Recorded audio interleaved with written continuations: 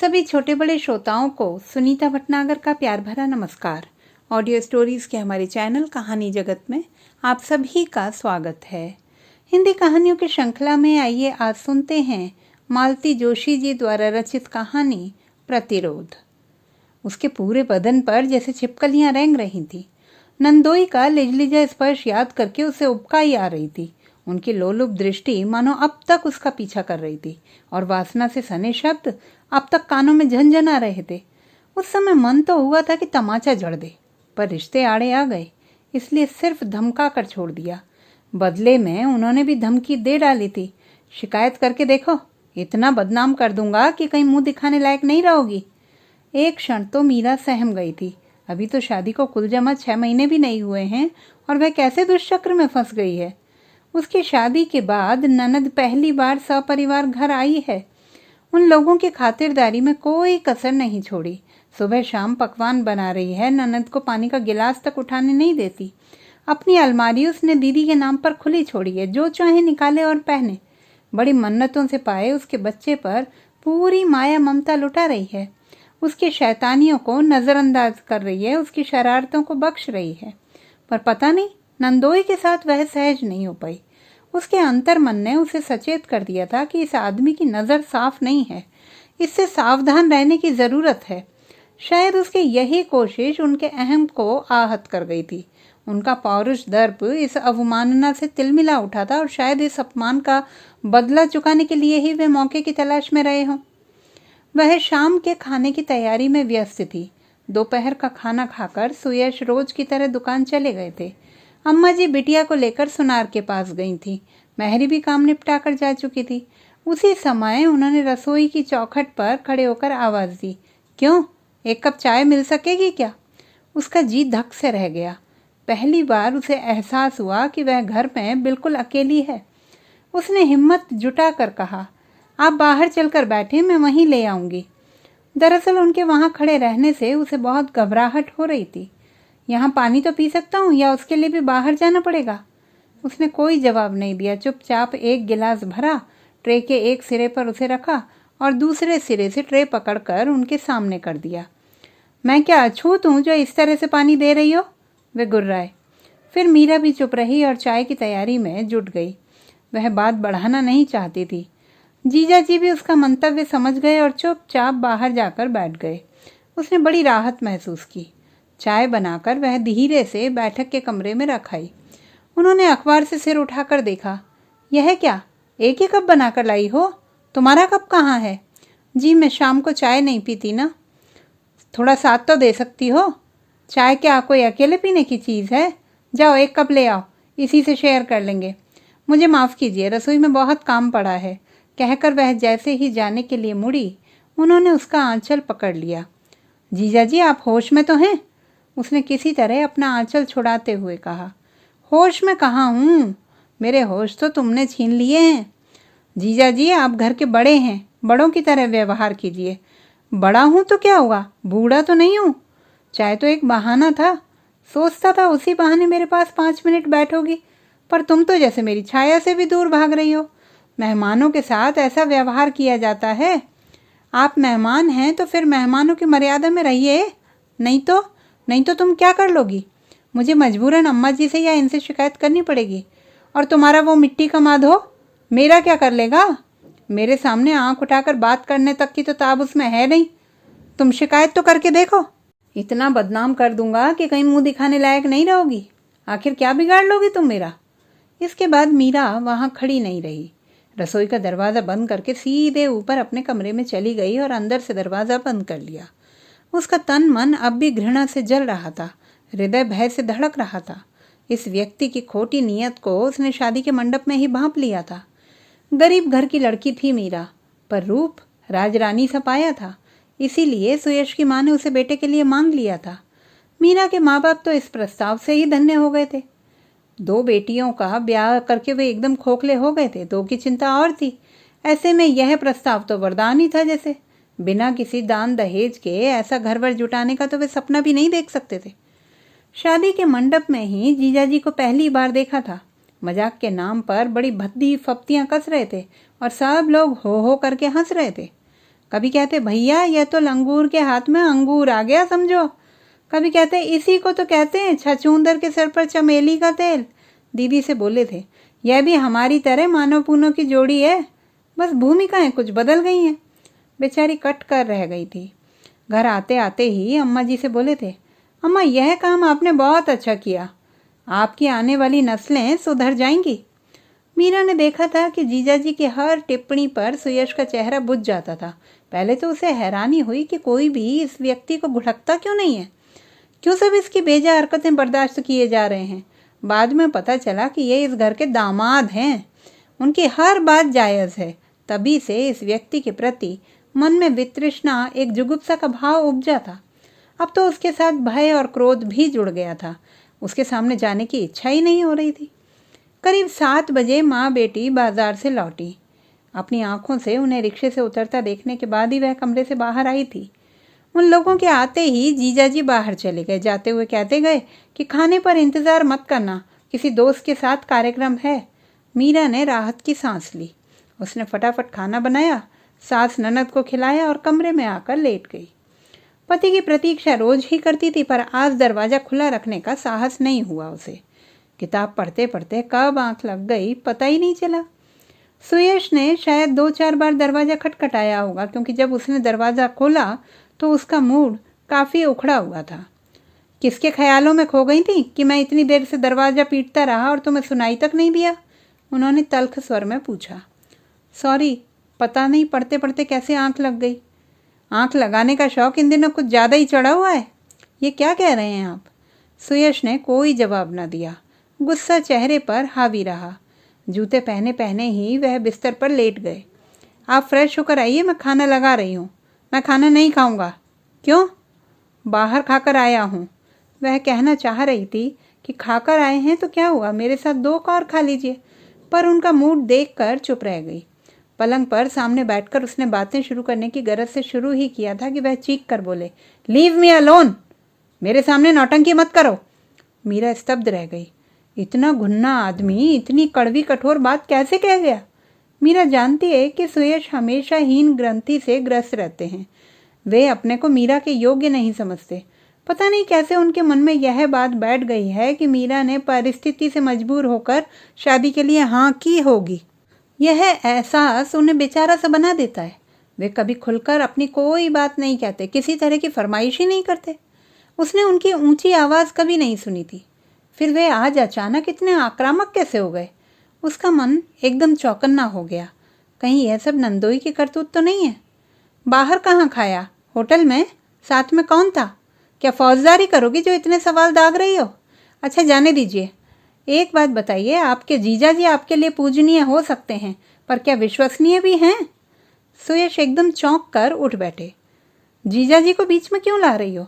आप उन्हीं के साथ गए थे ना? सुयश चुप रह गए। उनका मौन ही स्वीकृति था। उन्होंने मुझे धमकी दी थी कि अगर मैंने शिकायत की तो वे मुझे बदनाम कर देंगे, लेकिन वे इतने कायर निकले कि उन्हें मेरी शिकायत करने तक का सब्र नहीं हुआ। उन्होंने पहल करने में ही अपनी कुशलता समझी। मैं अभी आई। कहाँ जा रही हो?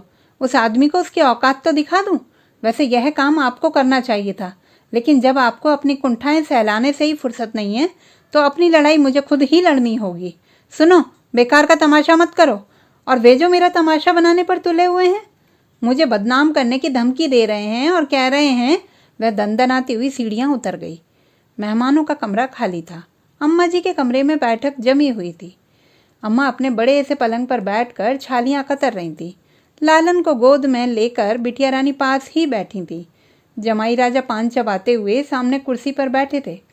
वे अपने लफ्फाजी झाड़ रहे थे और माँ बेटी तन्मयता से उन्हें सुन रही थी।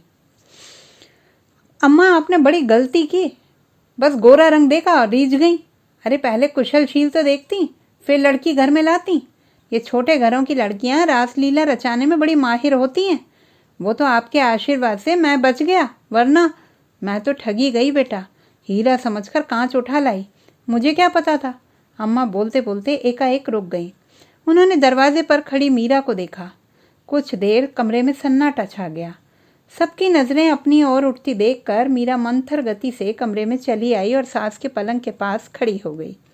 ये कैसी रासलीला का वर्णन हो रहा है जीजा जी? जरा हम भी तो सुनकर देखें। उसने स्पष्ट देखा कि सास और ननद ने घृणा से मुंह फेर लिया और जीजाजी अपनी कुर्सी पर बैठे कसमसा रहे हैं। आपने बताया नहीं जीजाजी, किस रासलीला का बखान हो रहा था? सब तुम्हारी तरह बेशर्म नहीं होते, समझी? तुम्हें करते लाज नहीं आई? मीरा ने सास की टिप्पणी पर कोई ध्यान नहीं दिया। वो तो एक टक नंदोई को घूर रही थी। आखिर जब उसकी दृष्टि का ताप सहा नहीं गया तो एकाएक वो उठकर खड़े हो गए। अम्मा जी, अब मैं चलता हूँ, इसके मुंह लगने की मेरी आदत नहीं। अजी, ऐसे कैसे चले जाएंगे जीजाजी? मीरा ने लपक कर उनका हाथ पकड़ लिया और ननद की गोद में लेटे बेटे के सिर पर हाथ रखकर कहा, अब बोलिए, आप अम्मा जी को जो गाथा सुना रहे थे वो सच है क्या? जीजाजी के माथे पर पसीना छलक आया। पिछले 3-4 दिन से वो जिस स्पर्श के लिए लालायित थे वो आज वज्र की तरह कठोर और अग्नि की तरह दाहक लग रहा था। मीरा की मुट्ठी में पड़ा उनका हाथ मानो नागपाश में जकड़ चुका था। झूठ बोलना बहुत आसान होता है जीजाजी, पर सच बोलने के लिए हिम्मत की ज़रूरत होती है, और वो आप में नहीं है। मैं क्या तुमसे डरता हूँ? डरते नहीं तो बोलिए ना। खबरदार! छाया इतने जोर से दहाड़ी कि सब के सब चौंक पड़े। बेटे के सिर पर रखा पति का हाथ उसने इतने जोर से झटक दिया कि वो और मीरा गिरते गिरते बचे। खबरदार जो मेरे बेटे की झूठी कसम खाई, उसने फुफकारते हुए कहा। इस बच्चे को मैंने सैकड़ों देवी देवताओं के यहाँ जाकर माथा रगड़कर प्राप्त किया है, और इसे मैं तुम्हारी काली करतूतों पर बलि नहीं चढ़ने दूंगी। क्या बक रही हो? तुम्हारा दिमाग तो ठीक है? मुझे आंखें मत दिखाओ, मैं कोई गलत नहीं कह रही हूँ। अपने घर को तो नरक बना ही दिया है, अब यहाँ भी गंदगी मचा रहे हो। तुम्हें क्या लगता है कि तुम्हारी भावज की तरह दुनिया की हर औरत कमजोर है? चुप कर बिट्टी, अम्मा बोली।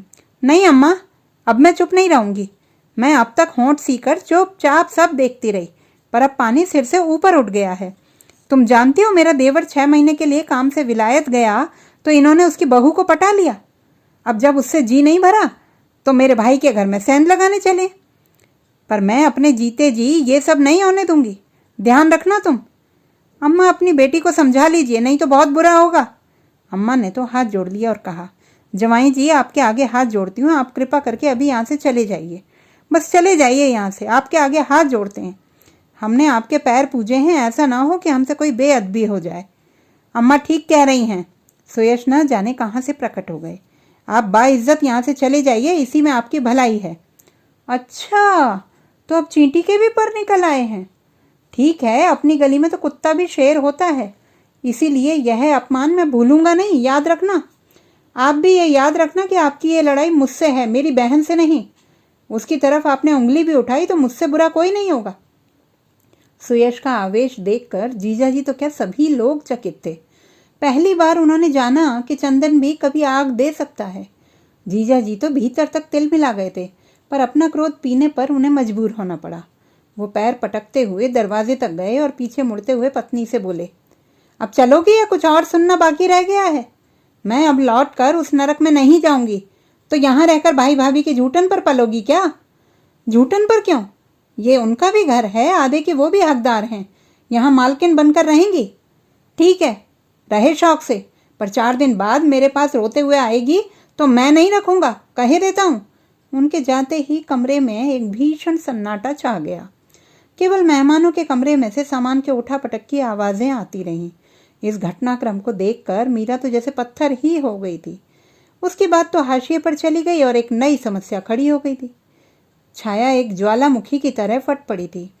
वर्षों से संचित आक्रोश आज बाहर निकल पड़ा था, और इस आवेग में जाने कितना कुछ बह गया था जिसे अब लौटाया नहीं जा सकता था। थोड़ी देर बाद दरवाजे की आवाज़ आई। इस घर का परम आदरणीय अतिथि अनादरित होकर जा चुका था।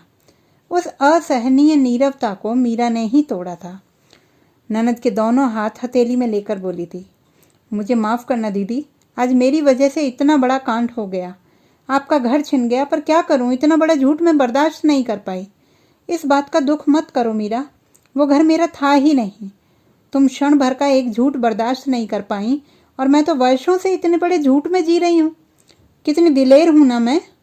सचमुच आपकी बहादुरी की तो दाद देनी पड़ेगी। मैं तो हैरान हूँ कि इतने वर्षों से आप इतना अनाचार सहती कैसे रहीं, और क्यों? औरत को बहुत कुछ सहन करना पड़ता है मीरा। पर क्यों? पतिव्रता होने का ये मतलब तो नहीं कि उसकी जायज़ और नाजायज़ सभी बातों को अनदेखा किया जाए। क्या करूं? मुझे हमेशा यही एहसास कचोटता रहा कि मैं शायद उनके लायक नहीं। इसी एहसास ने मुझे कभी खुल के बोलने ही नहीं दिया। और ये एहसास आपके भीतर पैदा किसने किया? आपके पति परमेश्वर ने ही ना। आपके रूप रंग की तरफ से इतनी बार पहुंचा होगा कि आप सिर ही ना उठा सकें। क्या रूप ही सब कुछ है? आपके सारे गुण, आपकी शिक्षा दीक्षा, आचार व्यवहार, इन सब का कोई मूल्य नहीं है? क्या चेहरे की सुंदरता से चरित्र के अवगुण छिप जाते हैं? छाया क्या कहती, चुपचाप बच्चे को थपकती रही। पता नहीं आप में इतना हीन बोध क्यों है। ये सब जीजाजी का ही खड़ा किया फसाद है। यही नुस्खा उन्होंने आपके भाई पर भी आजमाया है। शादी वाले दिन से ही सुयश भी बेचारे यही ठाने बैठे हैं कि मैं उनसे शादी करके खुश नहीं हूँ।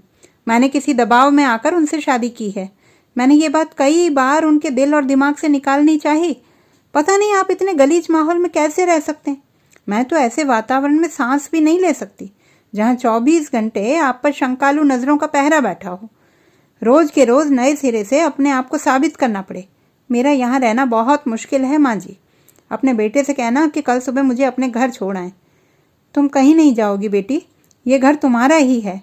तुम लक्ष्मी हो यहाँ की, माँ जी ने कहा। अभी रात के 12 बज रहे हैं। ये वक्त ये सब बातें करने का नहीं है। तुम चुपचाप चलकर सो जाओ, सुयश ने कहा। मीरा ने आज सुयश का ये नया रूप देखा। इसे देखकर मीरा को बहुत खुशी मिली और सुयश का ये रूप उसे आनंदित करने लगा था। विस्मय और आनंद से भरी वह अपने कमरे की ओर चल दी। तो दोस्तों, ये थी हमारी आज की कहानी। आपको कैसी लगी कमेंट बॉक्स में लिखना ना भूलें। चैनल को सब्सक्राइब करें, लाइक करें और मित्रों के साथ शेयर करें।